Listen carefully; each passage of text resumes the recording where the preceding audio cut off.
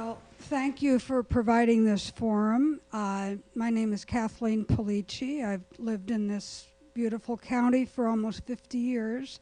I have a real basic question. What defines a farm in Kitsap County? What are the criteria to designate a piece of land a farm? I'm not sure it's just the size of a piece of land that's necessarily a farm. The census does a different. There are a variety of definitions used, and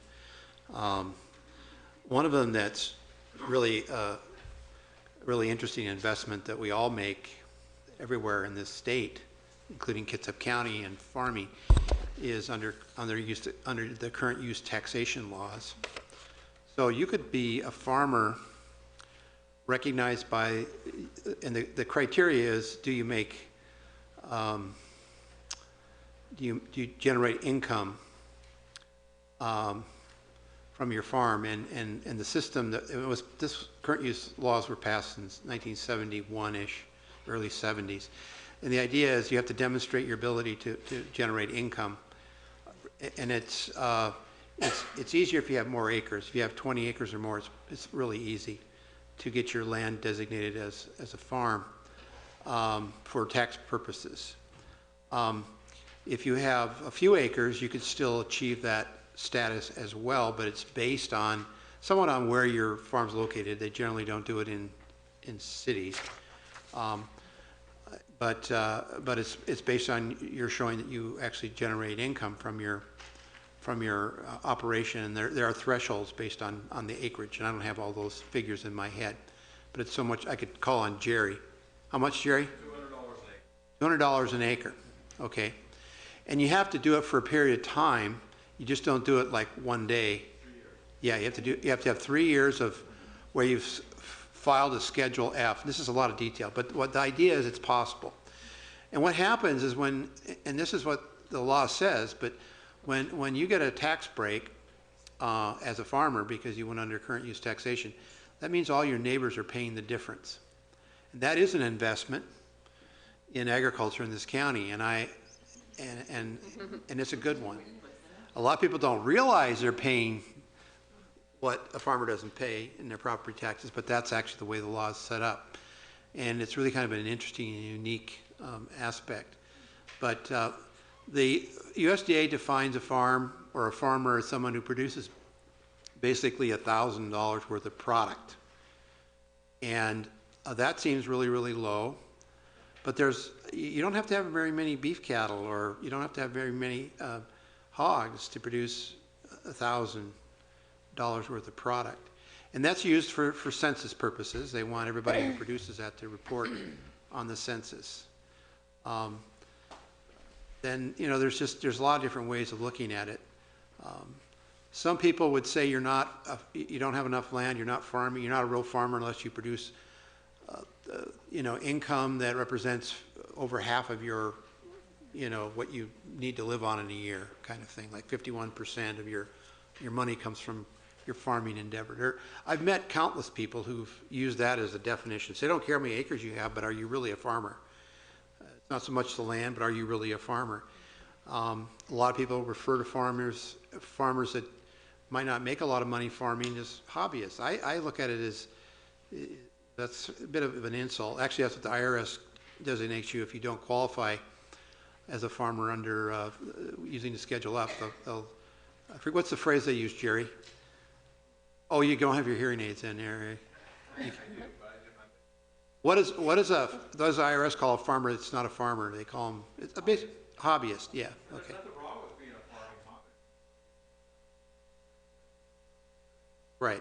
Right. But the idea is, but you can't get, you know. So there's, you know, we know people, all of us, any of us that have been close to some of the other farms, we know people who farm an acre or less, and they're quite honestly very successful at doing it.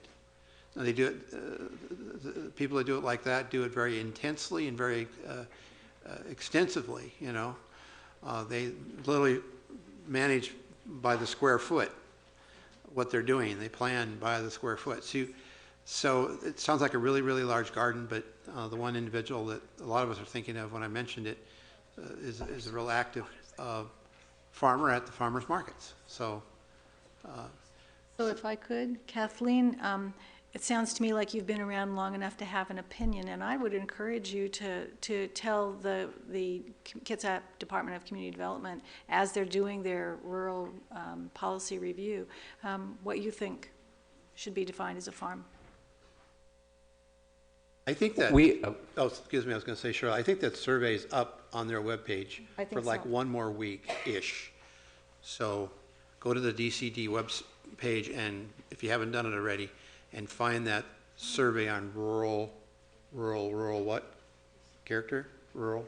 No, not rural character. I think it's what do you think is What do you rural or think? something. Yeah. It's something like that. You'll So find it. It's once you go to their website, you'll see it.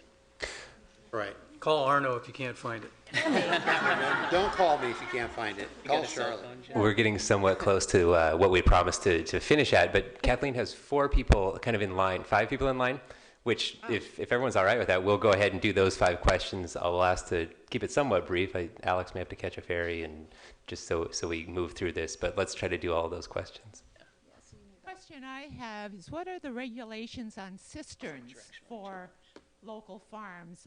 I'm originally from Iowa and was raised on a small organic farm, and we captured the rain and the snow in a cistern that we use then in the dry season. And when I moved here and saw all the runoff of rain that we have, and then the dry seasons of August and September when we don't have any at all, have they changed at all the ability to use cisterns? Because it'd be a lot more effective than the rain barrels, which are too small. It could really extend the farming season here to plant the fall crops. Thank you. I don't know the answer to that, but I'll certainly find out. And again, I'd urge you also to fill out that survey, because it gives you the opportunity to say that. And I would like to, excuse me, No, Charlotte, that's are you okay. done? Our conservation district right now is involved in a program to help fund cisterns. And I would encourage you to get in touch with Brian Stahl, Kitsap County, or the Kitsap Conservation District, could help you with that. They have approached me about a project that they have, and we're looking, because of the slope of our farm, how we could utilize that, and for that, the gravity flow perhaps, to utilize that water. But those things are allowed here. Approximately a year ago, the outgoing department director for Department of Ecology, one of his parting things was he made a ruling that rainwater that's held in a rain barrel or in a cistern is not a permanent loss of that water. It's just being held for a while with the idea that it's going to be, find its way back into the hydrological cycle or system. And because prior to that ruling, about a year ago, it was technically illegal to capture and hold rainwater. It wasn't allowed, regardless of what people were doing. But now it's possible, and I'm glad to hear that the Conservation District's probably got a cost share program or something going on cisterns. That's an exciting development. Because getting a really big storage tank can be expensive. Go ahead. First of all, I would introduce myself. My name is Brent Robinette, founder of Feng Shui Management Techniques. And my next goes into the farmer's market. Even though I'm amazed that people in Washington State don't go out in the rain to go to farmer's markets, we're talking about incorporating schools and other places. And with funding for schools. There are a lot of classrooms and hallways that I'm sure schools would like to lend people throughout the year, and empty buildings from businesses that are losing everything throughout this entire region, especially in Bremerton, for farmers markets to be made available. And it's just a matter of accessing once again. And I really like the idea of the farmers getting together and spooning in a sense, and that is, why is everyone growing the same crops? Maybe you trade off a little bit here. Everyone doesn't need to grow tomatoes.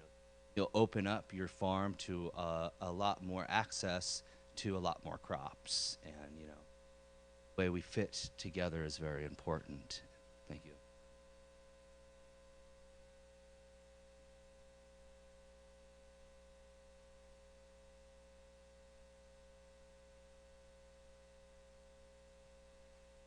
Guess I'm next now. What I was going to mention, you just stole my thunder on one of them. With a lot of the available buildings and such like that, I know that it's actually the state that determines, agriculture, open space, and where you can get tax breaks and such like that. But I was wondering if we couldn't come up with some kind of an incentive program for the owners of those buildings, so that when they have a relatively long-term vacancy that they're staring at, that they might be able to have some tax advantage or other advantage that would, that would make it worth their while. And the second part of it is, as Jim mentioned earlier, we are trying to preserve one of the larger farms here in Kitsap County, and I am one of the principals in that project. Okay, my name is Scott Hall. The wife says, tell them your name. I wanted to thank the members of the community that have shown the support for that program so far. We are working with the Great Peninsula Conservancy. Kitsap County has showed a great deal of support for that, the KCAA, a number of different local entities and organizations, and I believe that is going to be a wonderful opportunity for a number of the things that have been mentioned here tonight. The potential for commercial kitchen on site there is very high. The potential for a year-round market location at that spot is very high. Things along the lines of a holding and processing center for like the USDA mobile slaughter facility. A number of different activities. We're probably the only farm that I know of that has their own off-ramp from the freeway. The darn freeway actually goes right through the farm. And one last thing, and this is more for everybody else to think about too. I've been involved, as Charlotte knows, with some issues with public lands and agriculture, and I really, really want to ask both the community and our local government to look more into that, making those types of things available, and going out there with things along the lines of, we've got industrial areas and such like that, where right now we're kind of looking for, well, where are we supposed to put all of this waste and the composting and all of that? Well, those areas are specifically set up for industrial type activities, which a lot of these things are regulated as industrial activities. We just need to start looking at a lot of that. And if it's a cooperative venture where maybe the local entity that owns that property doesn't want to actually participate in doing it, that's where we get into, hey, let's get some of the farmer advocates out there or other people in there interested who are doing it. They in turn get part of the product back as a result of their labor, and we're off and running. So that's that. Thanks, Scott.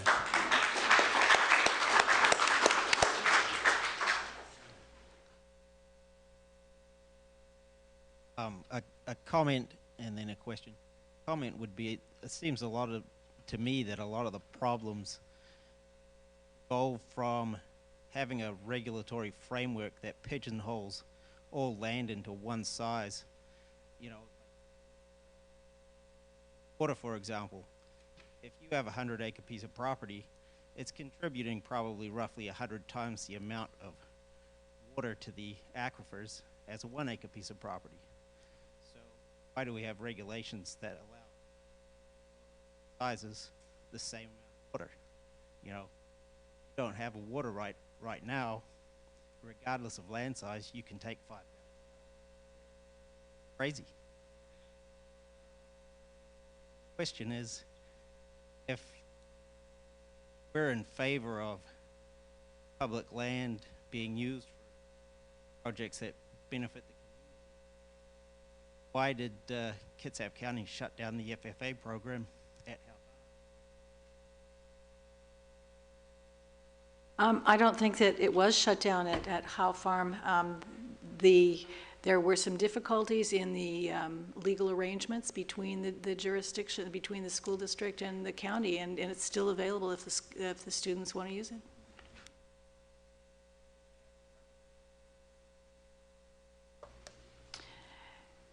county does have some Would you like me to answer, or do you want to keep talking? The county does have some legal liability responsibilities, and we have got to make sure that we are perfectly legal in anything that we do. And so that's not necessarily by committee, but just as the school district has legal responsibilities, we do too. Thank you. Correct. Okay. Something that might address the burden that the city places on irrigation water, using potable water, and would also address storm surge runoff from roofs.